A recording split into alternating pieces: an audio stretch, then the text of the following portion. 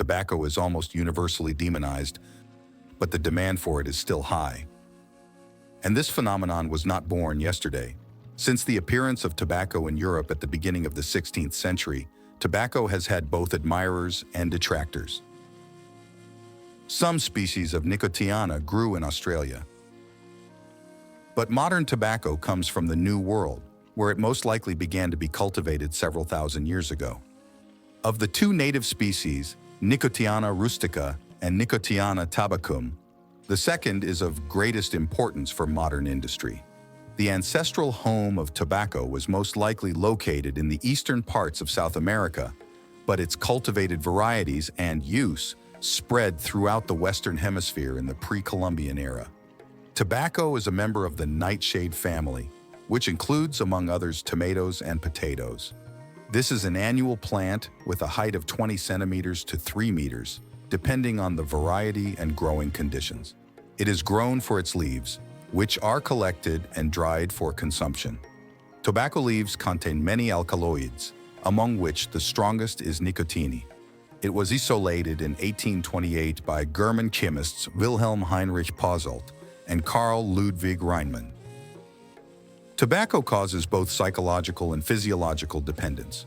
Its high concentration can also give a hallucinogenic effect, which was well known to the priests and shamans of pre-Columbian America. Both the Mayans and Aztecs highly valued these leaves.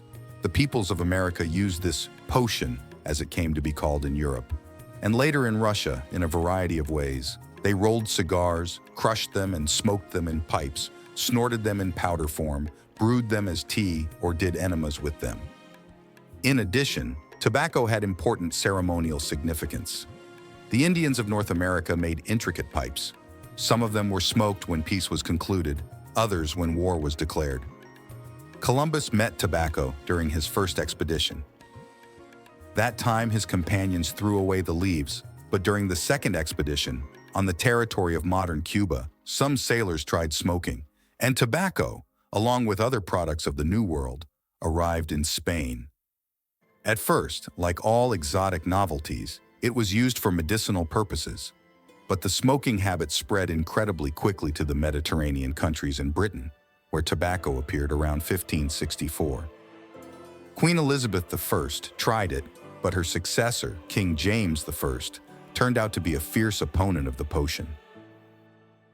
However, he welcomed the replenishment of the treasury due to duties on the import of tobacco, which he sharply increased, which, in turn, led to an increase in smuggling. In Europe, tobacco was first smoked in pipes. Less often, they rolled it into cigars.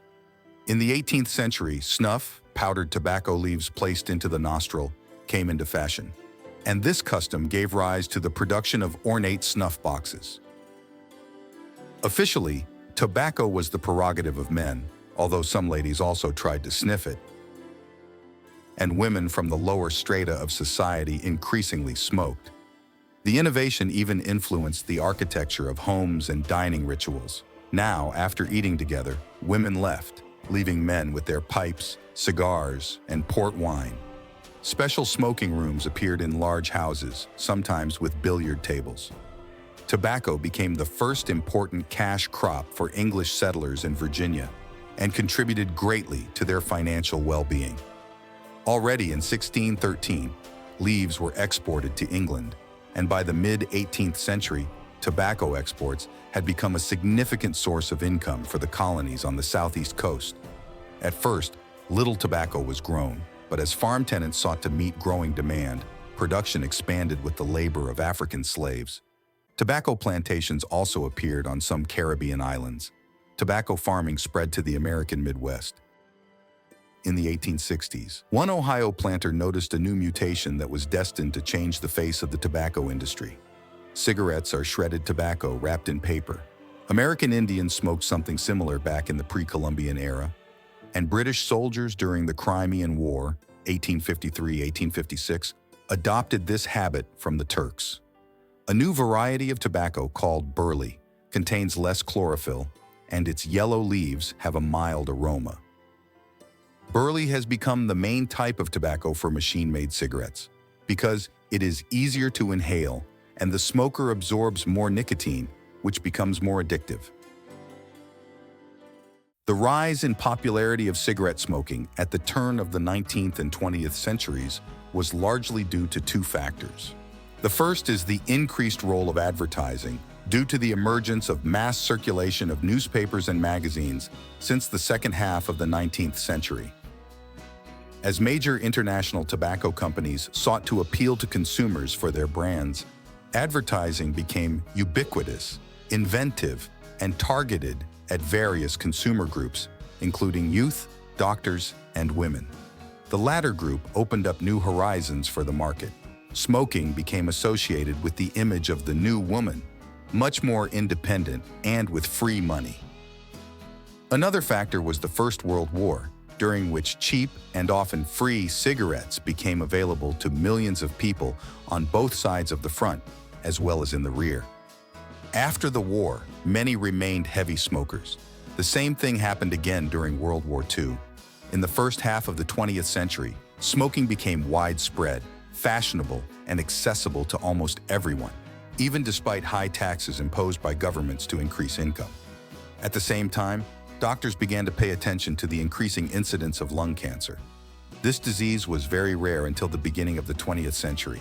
In the early 1950s, two pairs of scientists from the US and UK almost simultaneously published research findings linking smoking to this modern epidemic. Americans Ernst Winder and Evarts Graham compared smoking statistics with the results of autopsies of patients who died from this disease.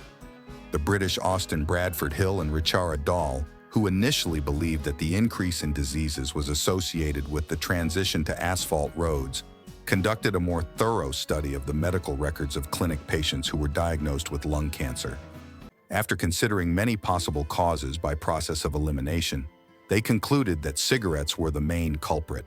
From today's point of view, their conclusions were undeniable, but then it took more than 10 years for the public to accept them. Manufacturers of tobacco products used all sorts of tricks.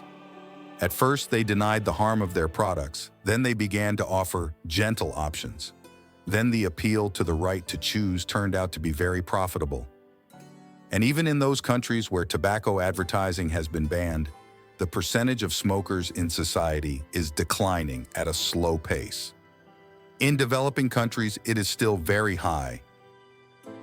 And tobacco, apparently, is not going to lose ground yet.